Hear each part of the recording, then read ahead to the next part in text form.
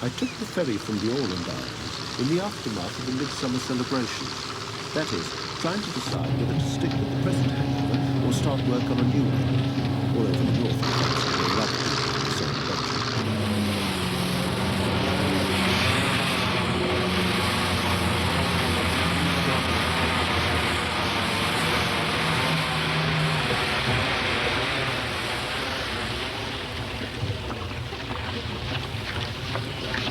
Hej.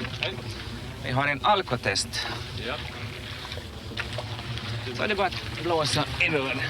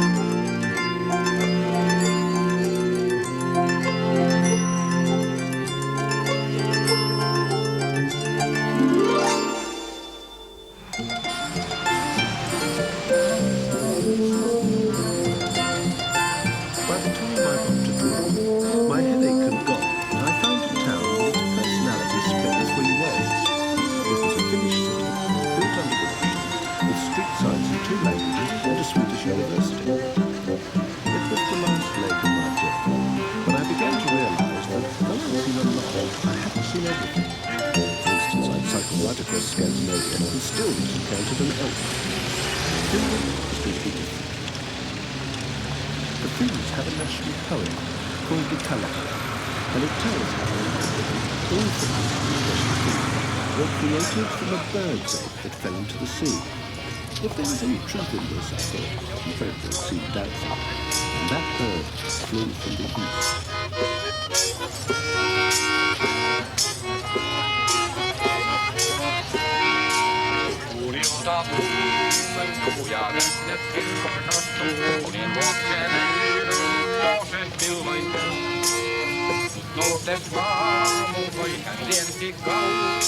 In the past, most of the good things in Finnish life were for the Swedish-speaking minority, who owned virtually all the industry and most of the culture. It's good, the capital and Swedish name Åland. Because the market is the Swedish theatre, still performing in a language which today belongs to only 6% of the population. No här sitter vi alla nu då. Vi sista finlandssvenskarna. It's a sign of the times that even here the director is no longer one of the Swedish minority. George Dolliver's family history is complex, but his ancestry is mainly Russian, and he himself is a Finnish Finn. No jag kanske inte syrra, men så stack hon också innan det började dra ihop sig med helförfistningen på allvar. The Swedes say that we are Mongolians, but for the Russians we are something very Western. The two countries have been walking over Finland, two different directions, so we are in between. Because of the situation, you have to build a strong shield over yourselves to survive. In everyday life, a Finnish person is very difficult to get in contact, really, because he hides himself. If he sees somebody who will come with a question, he would find any excuse to get away from there, to sit in the woods for 2 days and wait that the stranger has gone away. The Finns are very primitive in this way socially. They don't like to mingle. They don't like to be witty. They don't like to use their energy on stupid things like that. They work hard. They express their feelings short but hard. When they do it, they take a bottle of vodka and then they ask their girl to marry them. And then they take another bottle of vodka and a child is born and so on. Finns let it out in the midsummer. It has to do with our relation to the nature. We are so extremely happy to experience a summer again after this severe winter. So it has to be expressed in some way. And then these bonfires are lit and the Finn takes out his knife and a bottle, and the atmosphere is very dense and thick and dangerous, but not very much happens anymore. What does he do with his knife? He shows it to his fellow, and it's a way of I think it has to do something with the same rituals of a theater, that you have to show off, you have to grow bigger than you are, and it's a symbol of something. When you put Finns on the stage, do they make good comedians or good tragedians? I think they have difficulties to see the difference.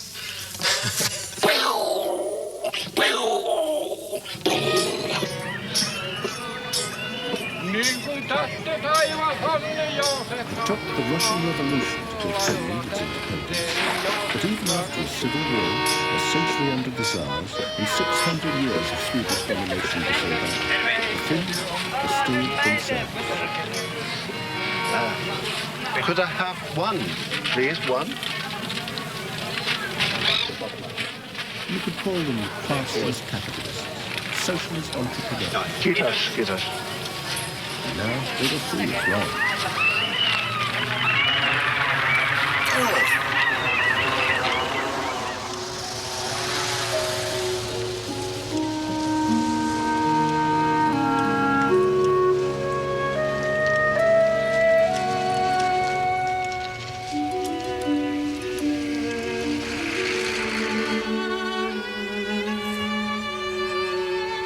Northeast from Turku in a haze of scent, fields that could never quite escape being imprisoned by distant forest. Once there was a team of shire horses among the crops. It was only when I was almost past that I realised that they were statues. They seemed particularly ripe for flowering, and the older people often rather like a bit of the country itself that just happens to move around. And in the hot Nordic afternoon, I came to the gypsies.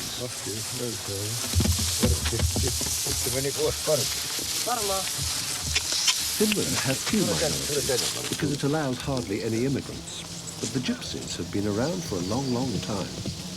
They don't travel as much as southern gypsies, and isolation has kept their culture exceptionally pure. What is life It like doesn't make for a life any gypsy easier for here them, in Finland? because the Finns are not very tolerant of groups Miltä se who tuntuu create their tänään olla differences. mustalainen Suomessa? Undeniable. Mulle tää on ihan And they kiva. see Ei matriarchs like oikeastaan Linda täällä ei siis Olgren sillä lailla does halvista stand out in the mustalaisia. crowd. And gypsies Kyllä meillä on ihan generally samat don't oikeudet behave täällä, niin kuin, and work ihan niin kuin muillakin Finland's ihmisillä. home and duty in the Yleisesti standard ottaen, Finnish niin way. kyllä yleensä täällä Suomessa niin mustalainen hyvin pärjää kuule tuolla kaikkien ihmisten kanssa, ettei meillä ole mitään vaikea. Hänen niinku... Now I'm translating Finnish into Finnish. Her kind of personal view is that they don't really feel that they are being discriminated against.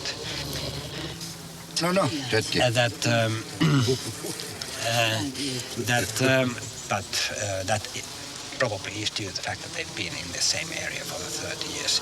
So they know everybody knows them. No kuulen, niin kuin tätä mustalaisten kulttuuriakin, niin tätä ne hyvin paljon monet vieruksuu, mutta nykyään se on tullut täälläkin nyt Suomessa niin kovasti, taka täällä niin meidänkin paikkakunnalla, että niin avustavat näihin vaatteisiin. Ja Että sekin on tullut paremmaksi. Joo, se on tullut paremmaksi. Aikaisemmin ei otettu huomioon ollenkaan sitä. Quite a big problem is the fact that they don't accept gypsy culture as such. And one example is the clothes. It's getting slightly easier now in that it's possible to get some social help to get a new skirt or something like that. They are very, very expensive. Meidän yksi hame maksaa 3 000. One skirt costs something like 3,000 marks, which is about 400 pounds. 400 pounds Yes. for a skirt? What is it made of to be so expensive? Hän kysyi sitä, että mikä tekee sen niin kalliiksi. Ne on 30 metriä on yhdessä hameessa. 30 meters of velvet in one skirt, slightly more than 30 yards. Yes. And velvet is very expensive. Why does she like to have clothes like this? Could she not have other clothes? Minkä takia sitten esimerkiksi te haluatte pitää tuommoisia vaatteita, kun Me halutaan säilyttää meidän kulttuuria. Ei me haluta kulkea tuolla tavalla näytellä meidän jalkoja eikä meidän Mitään siis muotoja. Me halutaan olla ihan niin kuin ne, mikä ne on islamilaiset. We want to retain our culture, and part of that culture is not to go naked. And you need that much material to cover it. I see. So you have many rules, traditional rules in your society. Niin, että teillä on paljon semmoisia perinteisiä omia tapoja ja sääntöjä. On, totta. Eikä ne saada kävellä, kato hameilla me miesten jalkojen. Hameet ei saa käydä näin, anteeksi. Ja ei me saada istua vanhempien sänkyyn, ei saa istua nuoret. Very many important regulations relate to relationships between men and between women. You should not sweep with your skirt man's feet because you pollute man's feet. You are not getting polluted because you are not a gypsy. Also, this respect between people means that younger people and women must never be above in their hierarchy more important people, which are men and old people. And those kind of permeate through their whole culture, those types of things. It's quite evident that as the younger generations grow up, that because they don't any longer know why they have to obey these very complicated rules, that they are going to be dropped one by one. And that makes her very sad. As I left, the matriarch was beginning to melt within her 30 yards of velvet, though whether that was better or worse than melting on a bicycle might or might not be going in the right direction. It was difficult to be sure.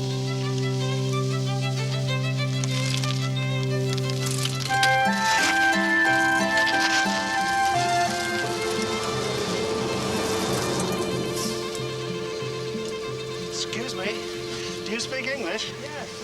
Hämeenlinna, please. Hämeenlinna, I'm looking for. About 100 miles from here, 100 miles. Where do you come from? I am from London. I'm riding from...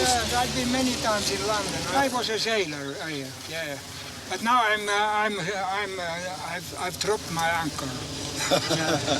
I remember when we were in Liverpool. And I was walking on the Paradise Street. I was meaning to go to the Gustav Adolf Siemens Church. But I didn't come there because I met a nice girl on the way, you know. As I was walking down Paradise Street. Yeah, Paradise. When I tell you what happened in Liverpool. Come all you sailors bold, and when my tale is told, I know you all will sadly pity me. For I was a goddamn fool in the port of Liverpool on the voyage when I first paid off from sea. I paid off at the home from a voyage from Sierra Leone, and £2.10 a month had been my pay. As I jingled in me tin, I was sadly taken in by a lady of the name of Maggie May. Oh, Maggie, Maggie May, they had taken you away for the slave upon from Timax to Rasor. Oh, you Robert, many a raider and many a drunken sailor, but you never cruised time paradise before. There are plenty of characters on the Finnish Paradise Street, especially when there's a ray of sun or a drop of alcohol to help the individuals around. But when it comes to politics, work, or anything that's to do with the group, they're much more conformist, and they don't like to wash their dirty linen in public. About the only thing they don't like to wash, though, as I found out when I got to Hull.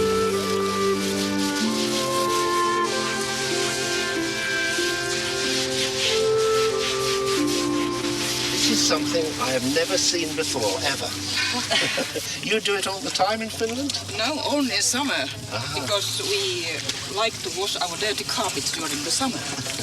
But we take our carpets to a dry cleaners, or we clean them in the house, or something like that. Why do you come to the river? Don't you think it's a nice thing to do here in the sunshine and with plenty of water? So it's a kind of social occasion, is it? It is really, in the countryside especially. Housewives gather together to do carpet washing and cycling and so on. So when you were a little girl, your mother took you, did she? Yes, we went together. Yes, it was really nice. But we didn't have these barrels there. Ah, yes, these are very ingenious things. It's a bit like modern those, things. Yeah, it's a bit like those plays by Samuel Beckett, you know, where everybody stands in a dustbin and... Yeah, that's right. Maybe he got this idea from Finland. Are the Finns particularly keen on being clean, do you think? Are we cleaner than anybody else? No, they say that cleanliness is half bread. Cleanliness is Bread. half bread. Half food, yes. Yes. What do they mean by that? It's as important as food, Yeah. I think. Really? Well, we don't say that in Britain, you know. We say in Britain cleanliness is next to godliness. Oh, that's the same idea. Oh, no. It's much more practical to say that cleanliness is as important as bread. Maybe we are more practical than you are.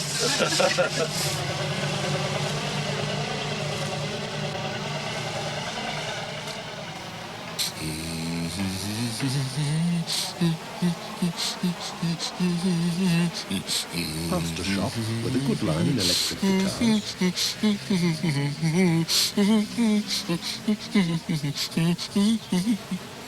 Round the corner by the disco.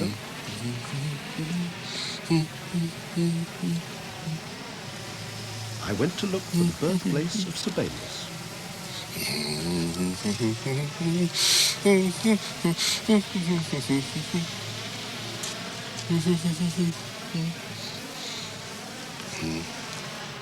It was a hallowed moment. To think it was here that the infant composer learned to crawl and frolic upon very clean carpets. Here he used to lie under the piano because he said it sounded better from there, though presumably it was a bit more difficult to play. And the other advantage was that you didn't get such a good view of the supermarket.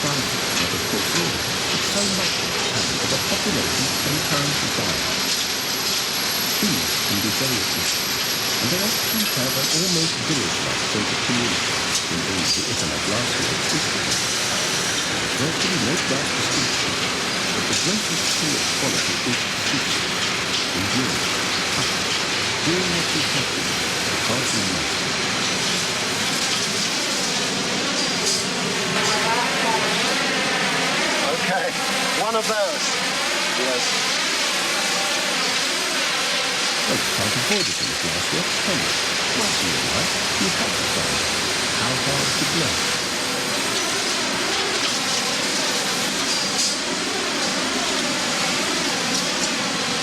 The first part of the glass blower was like juggling with a red-hot lemon.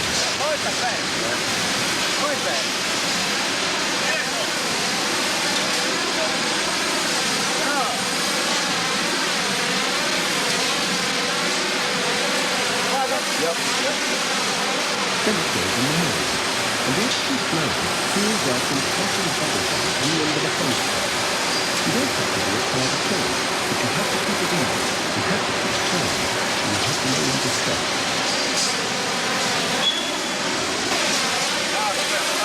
In comparison, say, to playing the trombone, it's surprisingly unsatisfying. You had a good one?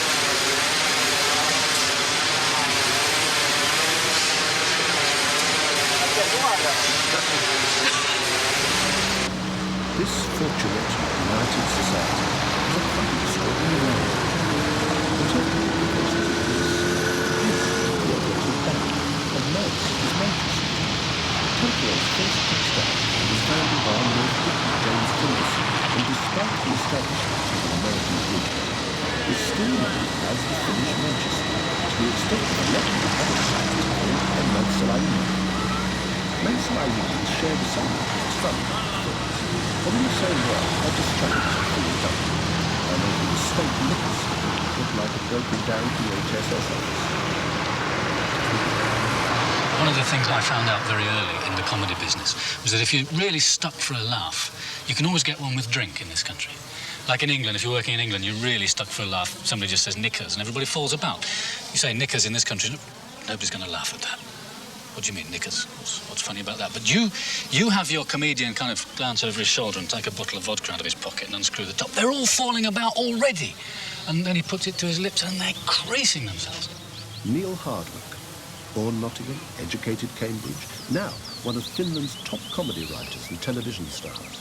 A very funny thing happened to me many years ago when we were making a program called Sweat Movie about the sauna, or sauna as you say in England. There was one little scene in this which I performed myself, where I played a businessman with his briefcase in the middle of Tampere, as it happens. He was in such a hurry to have his sauna that he went into a telephone booth and set up his little stove there.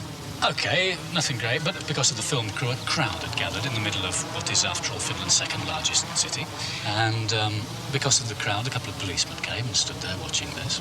And we started work, and I said to the director, now, what kind of shot are we in? I mean, how much shall I take off? And he said, oh, no, strip off. You mean, here, I don't mind, on screen. No, it's all right, but I was thinking of the people and the policemen. I mean, have we got permission? He said, what do you mean? Take my clothes off in public. Get them off, he said. So we did the scene, and it took about an hour and a half. Of course, I put a towel around me every time we broke and so on, but still, I was basically naked in the centre of Tampere for an hour and a half.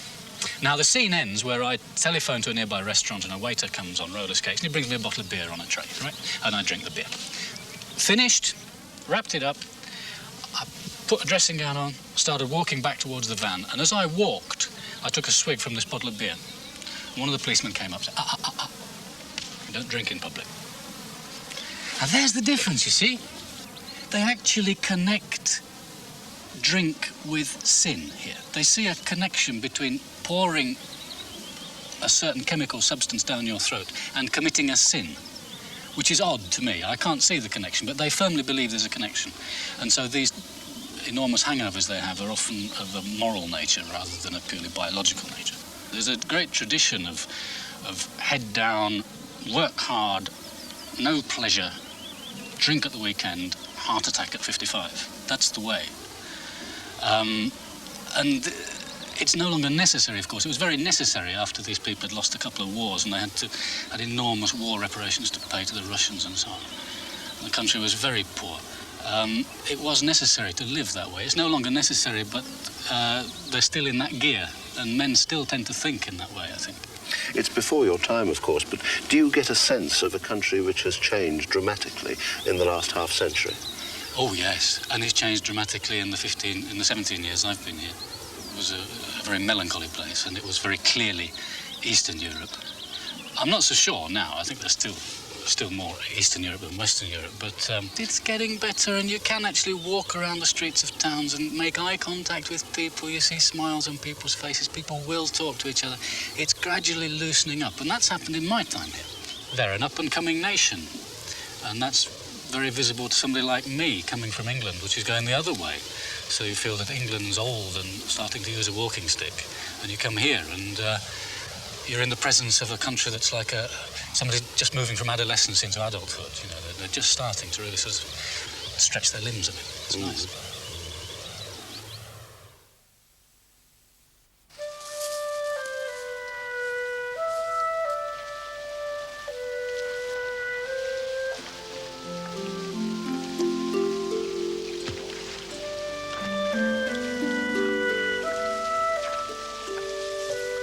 I came to Lake Simon, which is not one lake but many, and whose waters lap 33,000 islands.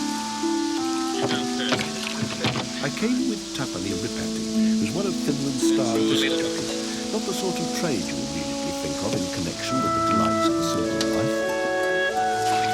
Except that all Finns share a dream. Traditionally, it was of a red wooden house in a field of spuds, but modern Finland has plenty of potential.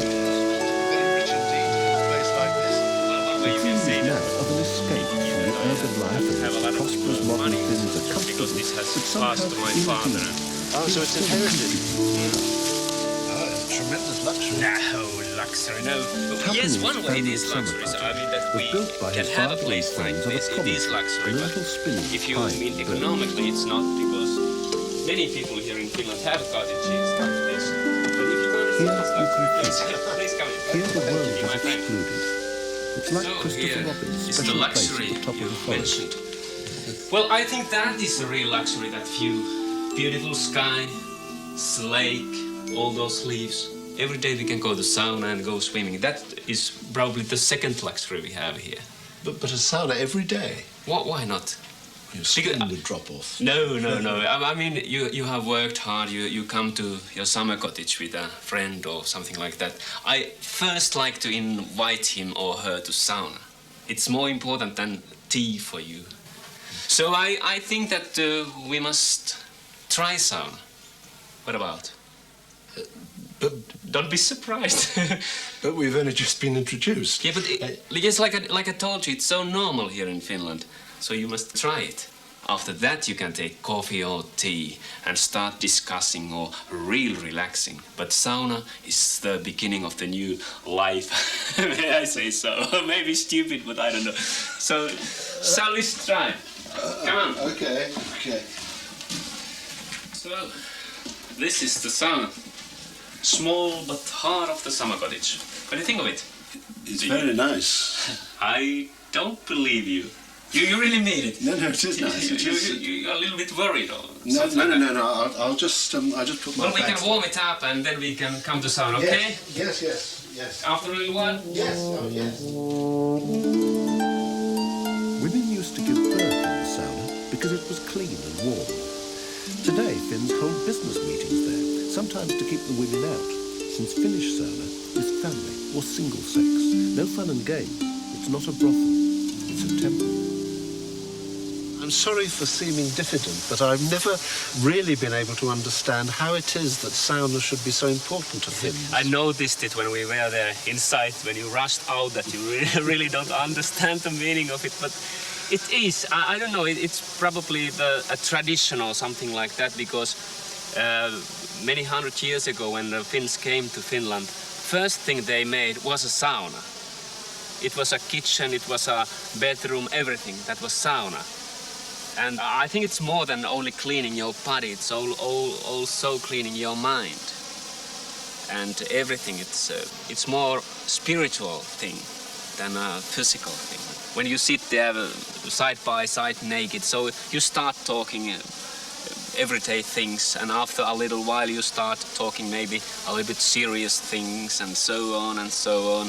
If it takes about 1 hour, so you can talk about birth and death, religious things, everything.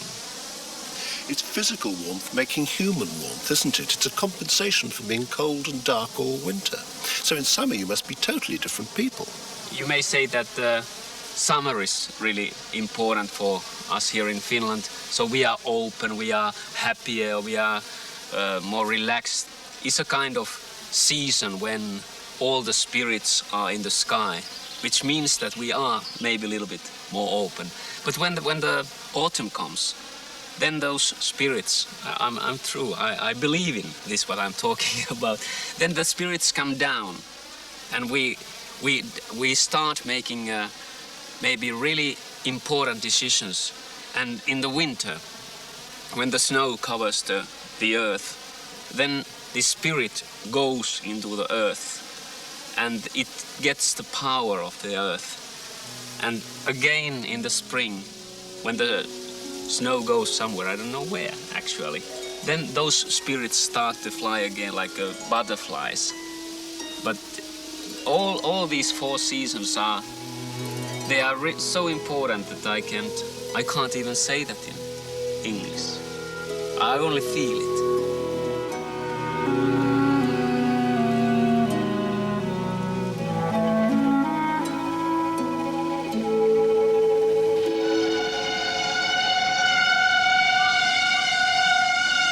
Locomotives that ride the Russian gauge rails at Kovalo Junction not only run to Russia, they were built there, which is not 100 miles away from here.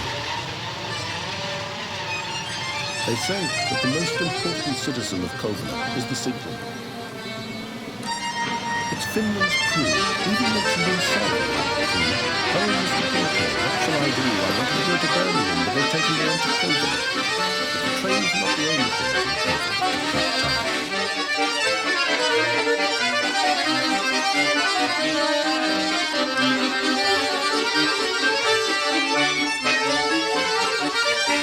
You don't perform an accordion, you embrace it. And playing it is rather like true love, in that it involves much titillation of the fingers, a good deal of pleasurable squeezing, and the concealment of a large number of complicated realities.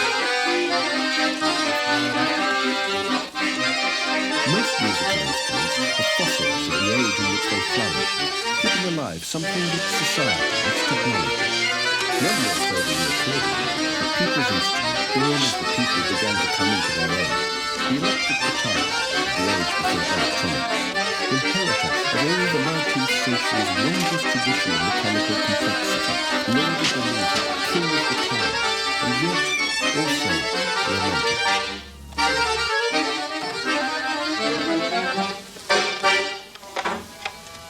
The founder of the accordion factory and the old president of Finland share a place of honour.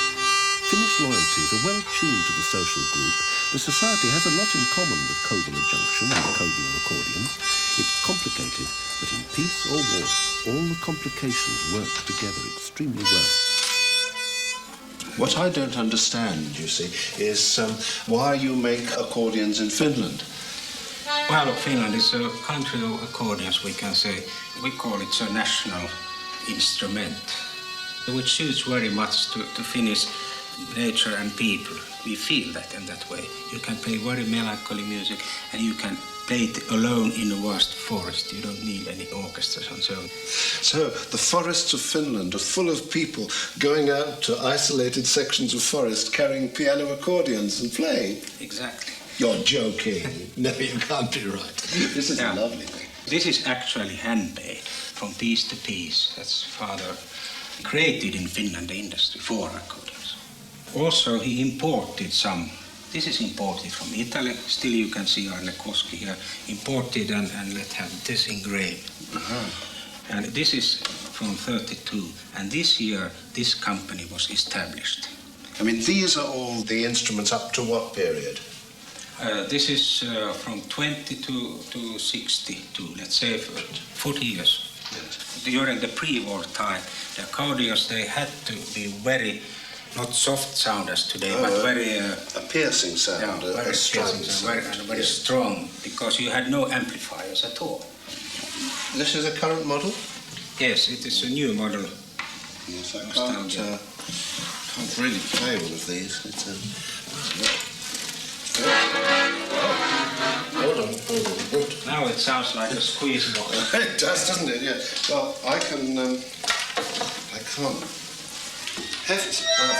It's hard work to do this, isn't it? I mean, you just can't go 1, 2, 3.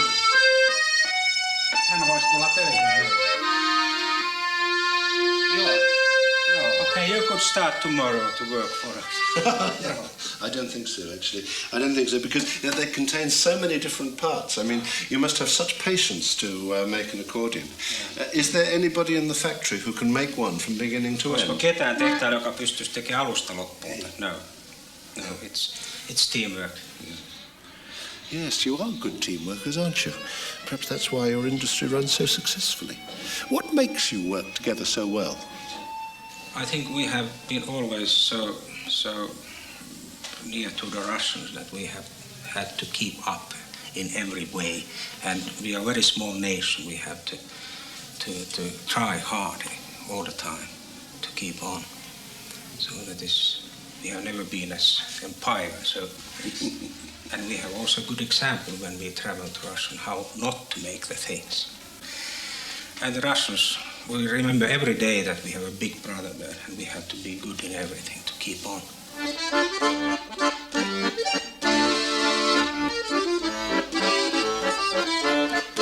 Oh, Mr. Porter, what shall I do? They stopped the trains and sent the planes, and that was the end of me.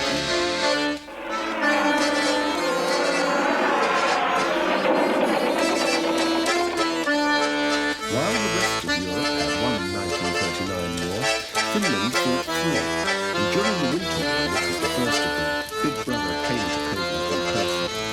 The accordion factory used to get instruments sent for repair by the soldiers at the front, full of bullet holes and shell splinters.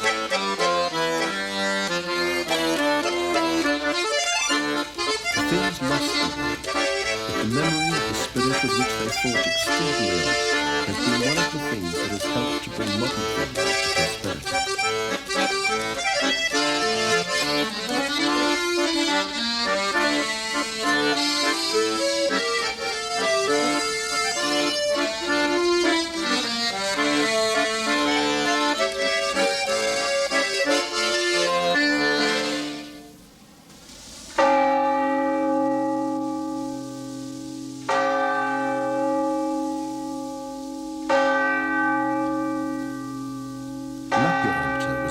Town before the border. It felt a very long way from Norway where I began.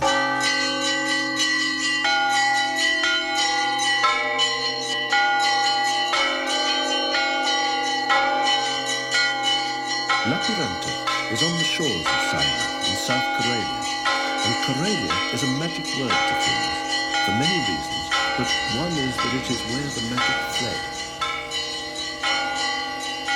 The folklore is full of marvels, magical songs, charms and incantations, and during the years of Swedish domination, the Lutheran Church tried to stamp out such things, including the songs, some of them 2,000 years old, which were eventually collected and put together as the Finnish national folk epic, the Kalevala. It says something about the difference between Sweden and Finland that the Lutherans didn't succeed. The myths lived on in the wilderness along the Russian border, where the Orthodox Church was less fanatical.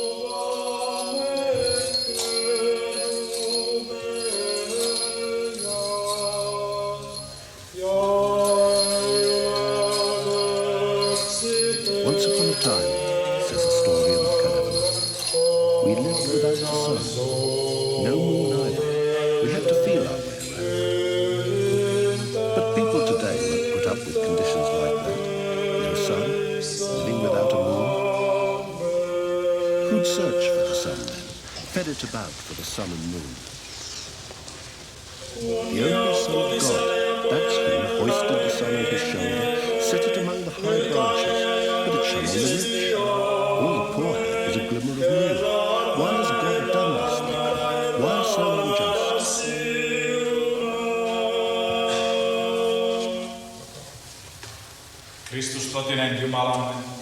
The only Son of God, he set the sun on the lower branches.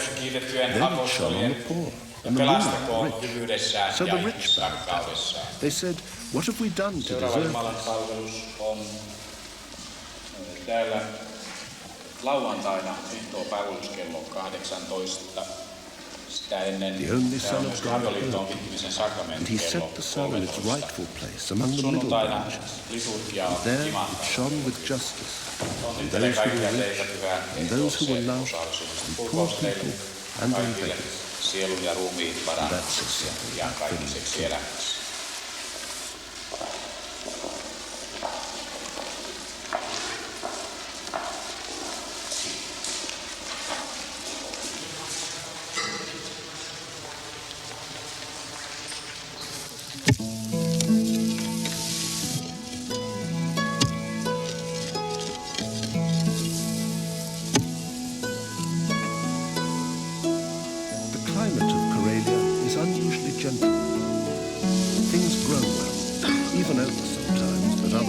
Found only along the southernmost and western shores. The people are outgoing, traditionalists who enjoy it. But none of this is why the name of Karelia is magic. It's magic because part of it is lost, and there's no longing greater than the longing for something that you can never have.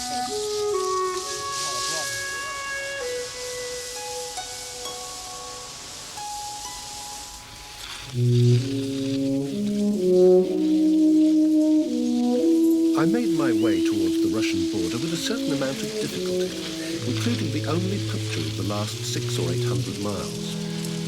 But it must have been right to fight over this country in the snows of 1939 was unimaginable. And then, after 100 days' obstinate heroism, to lose the winter war, and with it East Karelia and Viipuri, which was then Finland's second city, not far from Leningrad.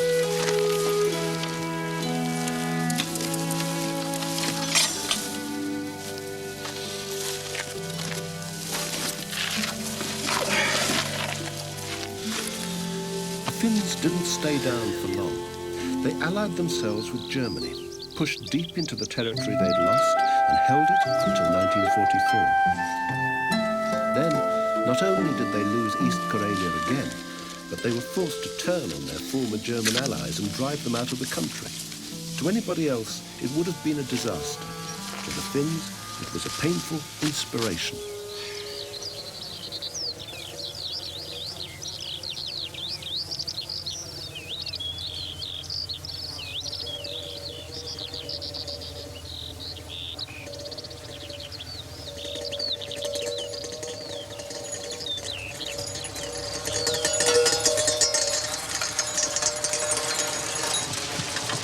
I'd read the history, but as I sat by the roadside, it came along and passed me by.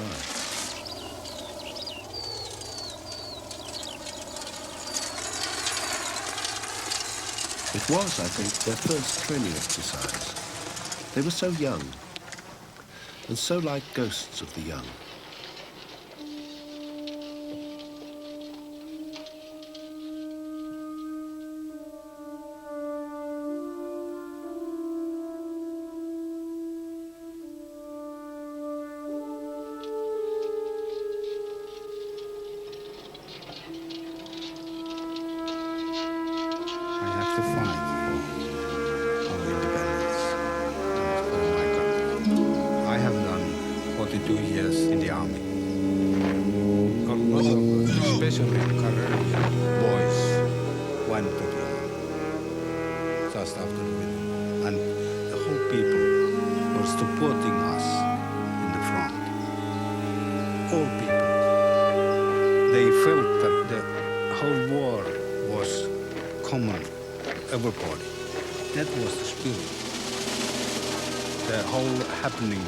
Would not put them down, never.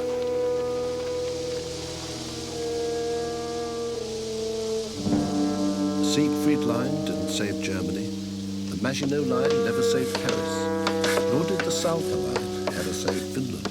It didn't have the chance. Another prodigious effort of 35,000 men, 2,000 women, and 900 from a special Swedish volunteer force to make bunkers, caves, barbed wire entanglements, trenches, tank traps, and machine gun nests for hundreds of kilometers. But it was never used. There are a few places where you can still see the remains, and at the village of Ulava, while they were building it, they discovered deposits of spectrolite, a semi-precious stone. So that was something, after all, for all that sacrifice.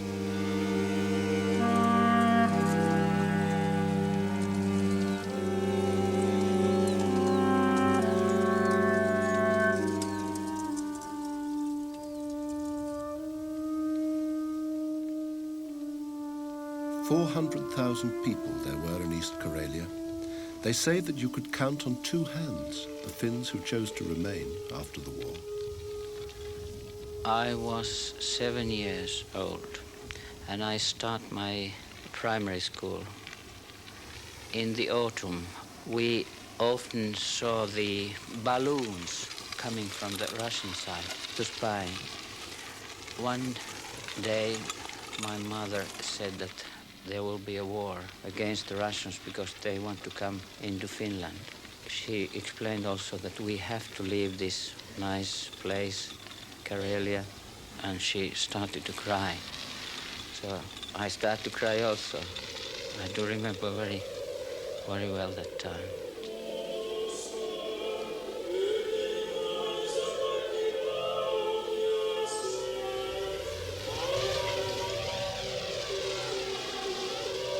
When we left Karelia, we couldn't take anything else but a suitcase.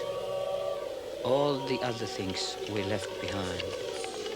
The furnitures, linens, everything. We were really poor that time.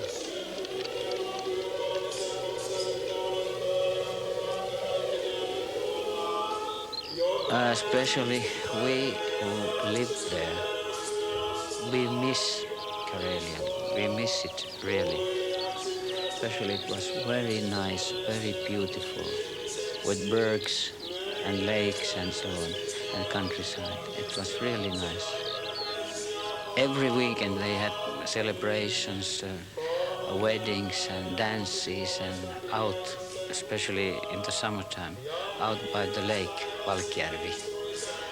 They sang and they danced, and they really were very happy during those days when I was there and spent my childhood.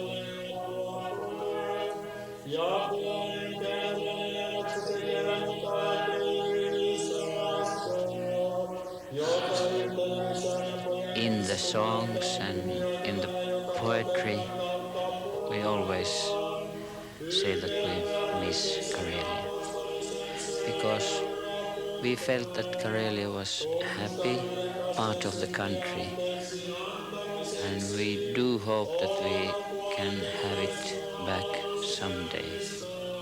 We always have that in our minds.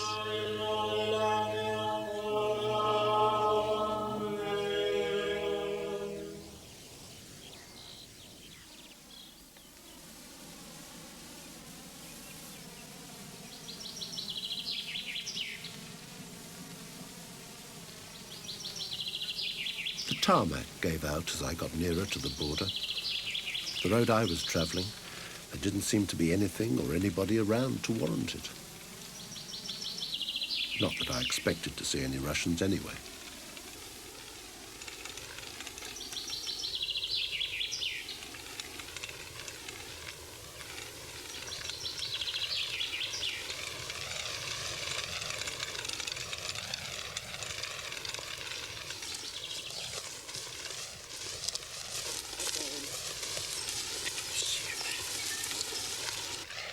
The Finns can't understand what foreigners see in the Russian border anyway. It's just a border to them. The actual border is only a clearing 10 metres wide, marked with posts taller than a man, one every kilometre, painted in white and blue bands on the Finnish side, green and red on the Russian, each post numbered, and a stone marker at every bend. No man's land either side.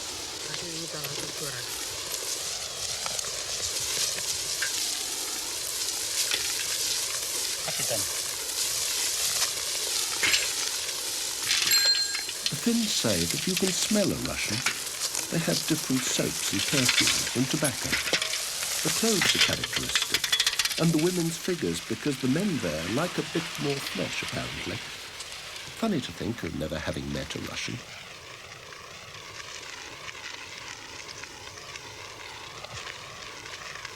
You know, in Norway they tell jokes about the Swedes, and in Sweden they tell jokes about the Norwegians and the Finns, and in Finland they tell them about the Swedes and the Russians. And yet they're all just people, really. They get miserable in the winter, cheer up in the sun. The Finns feel that the Norwegians adventure, and the Swedes a sweet reason, and the Russians, well, no telling. All I know about them is the jokes. But it doesn't seem enough difference to warrant too much. I suppose everything I've said about these countries must be wrong in some respect. But then, as it says in the Kalevala, my words are my own finding. I took them from the road.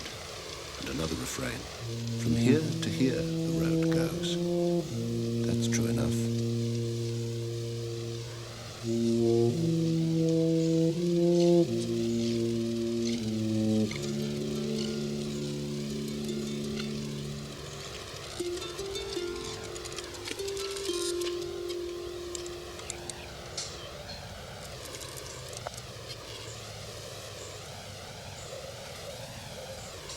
There doesn't seem to be a great deal of point, really. Not a lot to photograph if you wanted to. No reason, much. But the Finnish frontier guards are nice, actually. Pass the time of day with you, in several languages. only you don't quite know what to talk about.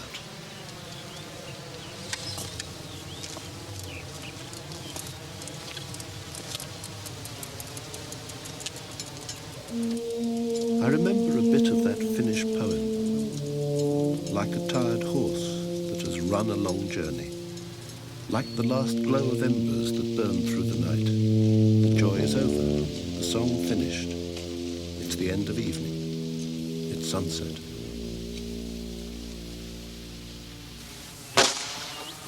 And the whole way, never seen an elk.